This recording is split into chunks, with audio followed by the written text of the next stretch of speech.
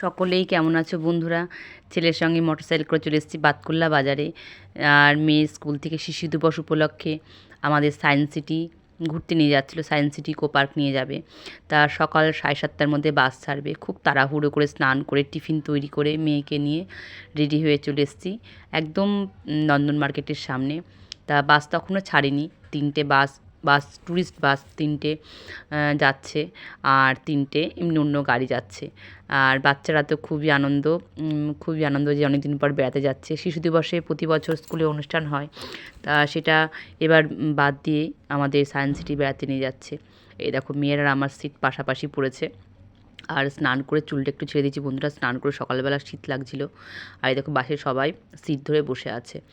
আর আমাদের মতো আরও সবাই গার্জিয়ানরা বাচ্চা নিয়ে চলে এসছে। বাস আমাদের ছেড়ে দিয়েছে বন্ধুরা। এই দেখো বাস একভাবে আমাদের বেশি সময় লাগেনি। তা একভাবে বাস তো কোথাও থামেনি। সব সিট ভর্তি হয়ে যাওয়ার পর আমাদের সোজা বড়জাগুলিতে গিয়ে বাস থেমেছিল। 15 মিনিটের জন্য একটু ব্রেক দিয়েছিল। তখনই দেখো বাচ্চাগুলো একটু সুযোগ পেয়ে খেলাধুলা করা শুরু করে দিয়েছে। বাচ্চাদের তো এটাই মজা, তাই না বলো?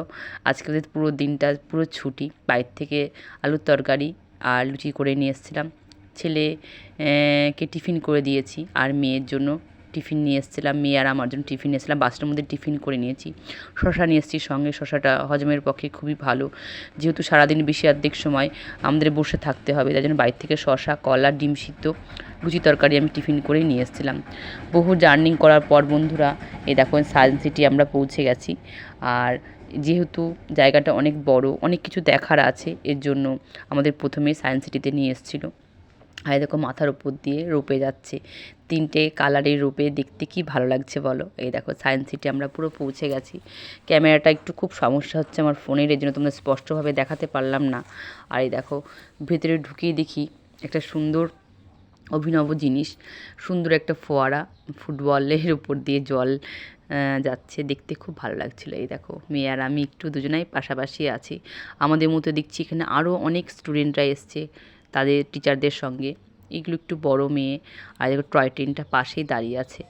আর হয়তো বিকালবেলার দিকে চালু করে। এই দেখো ভেতরে ঢুকে দেখছি সবই মানে বৈজ্ঞানিক পদ্ধতিতে তৈরি করা, সবই নতুনত্ব। যেহেতু আমার কোনো দিন আসা হয়নি, বহুবার চেষ্টা করেছি। তা মেয়ের বেড়াতে স্কুল থেকে বেড়াতে যাওয়ার উদ্দেশ্যে এখানে আসা। পুরো তোমাদের ভেতরের ইয়েটা দেখাচ্ছি। পুরো 4তলা বিল্ডিং, সব কিছুই 4তলার মধ্যে সব প্রতিটা মানে ইয়েতেই তোমার প্রতিটা 1তলা, 2তলা, 3তলা, 4তলা সব কিছুতেই তোমার সব পুরো অনেক রকম জিনিস আছে দেখার মতন। এটা হলো অনন্তকূপ। অনন্তকূপ মানে প্রচুর গভীর কূপটা। আমরা লিফটে করে সোজা দেখো বন্ধুরা উপরে উঠছি। মেয়ে তো প্রচুর ভয় পাচ্ছিল, তা আমি বলছি ভয়ের কোনো কিছু নেই, উপরে গেলেই দেখবে নতুনত্ব জিনিস দেখতে তোমাদের খুব ভালো লাগবে। এখানে যা দেখছি সেটাতে চোখ ধাঁধিয়ে যাচ্ছে, এত সুন্দর জিনিস। এই দেখো আমরা পুরো 4তলার উপরে আছি, আর নিচের দিকে তাকালে মাথা ঘুরে যাচ্ছে, এতটাই উঁচুতে আছি।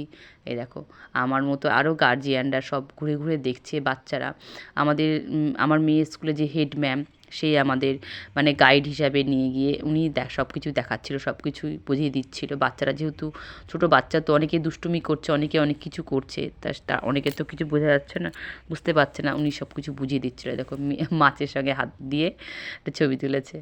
আর এ দেখো টিফিন দিয়েছে আমাদের, ডিমের ঝোল আর ভাত। আর তখন বিকাল প্রায় সূর্য ডুবো ডুবো ভাব। এই দেখো এটা বাইরে গেটের দিকে ঢুকতেই জিনিসটা পড়েছিল প্রথমেই। আর মেয়ে কিন্তু খুব আনন্দ করেছে বন্ধুরা, জানো বাসের মধ্যে নাচতে নাচতে পুরো রাস্তায় এসছে। দেখা হচ্ছে পরে বন্ধুরা, টাটা।